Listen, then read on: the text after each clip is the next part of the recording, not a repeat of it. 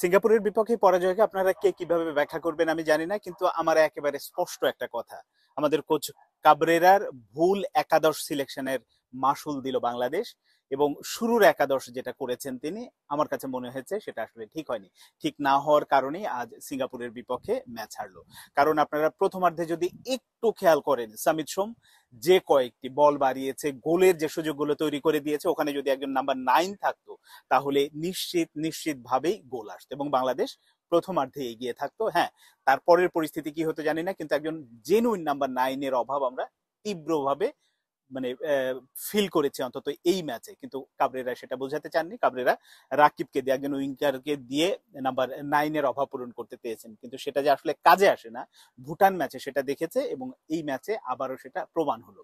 এখন এই সিঙ্গাপুরের বিপক্ষে পয়েন্ট হারালো, কোনো পয়েন্ট পেল না। এর আগে আর একটা ম্যাচ হচ্ছে ভারতের বিপক্ষে যেটা খেললো, সেখানে গোল শূন্য ড্র করেছিল, ওটাও আমরা জিততে পারতাম। সেখানেও তার ভুল একাদশ সিলেকশনের কারণেই কিন্তু ম্যাচটা ড্র করেছিল বাংলাদেশ।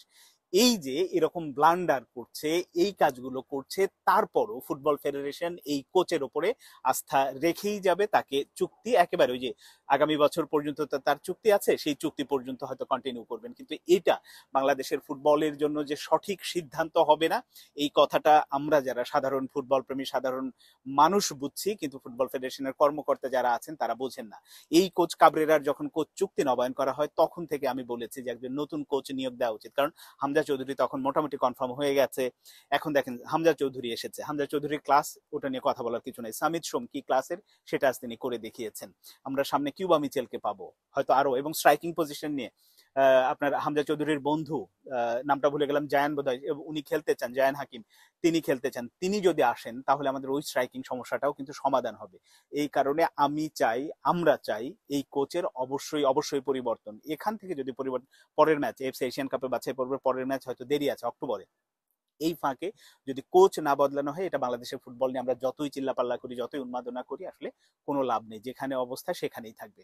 আজকের এই ম্যাচটা মানে যেটা হয়েছে যে বাংলাদেশের ওই ভুল একাদশ সিলেকশন, আমি শুরুতেই যেটা বলেছি, ভুল একাদশ সিলেকশনের কারণে বারবার বাংলাদেশ সুযোগ তৈরি হয়েছে, কিন্তু সেই সুযোগগুলো কাজে লাগাতে পারেনি।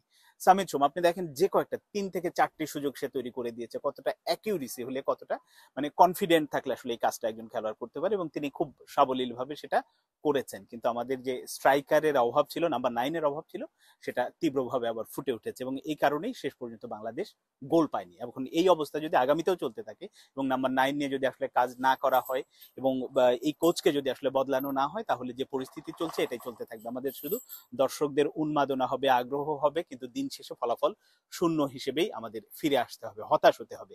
এই কারণে বাংলাদেশ ফুটবল ফেডারেশনের কর্মকর্তারা যারা আছেন তাদের সিরিয়াসলি আসলে ভাবা উচিত কোচ কাবরেরার চুক্তি আসলে কি করবেন। সেই চুক্তির মেয়াদ 2026 পর্যন্ত আছে, সে পর্যন্ত রাখবেন কি রাখবেন আমি জানি না। আজকে জামাল ভুঁইয়াকে আমি তীব্রভাবে অভাব ফিল করেছে। হ্যাঁ, হয়তো বলবেন যে মিডফিল্ডে সামিত সোম, হামজা চৌধুরী আছেন, আর একজন হৃদয়কে খেলিয়েছেন, কিন্তু ওই জায়গায় জামাল ভুঁইয়ার যে এক্সপেরিয়েন্স, সেটা আলাদাভাবে কাজে দিত, কিন্তু সেটাও কোচ বোঝেননি।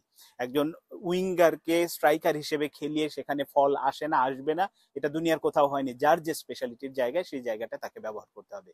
তো কোচ কাবরেরা এটা মানে আমরা বুঝি, কোচ কাবরেরা বোঝে না। আর কোচ কাবরেরাকে যে সরানো দরকার, এটা আমরা যারা বুঝি, কিন্তু ফুটবল ফেডারেশনের কর্মকর্তারা বোঝে না। কেন বোঝে না আমি জানি না। এই যে ফুটবলের যে জোয়ার তৈরি হয়েছে, এটাকে যদি এগিয়ে নিতে চান, তাহলে অবশ্যই কোচ বদল করতে হবে অনেক রকম।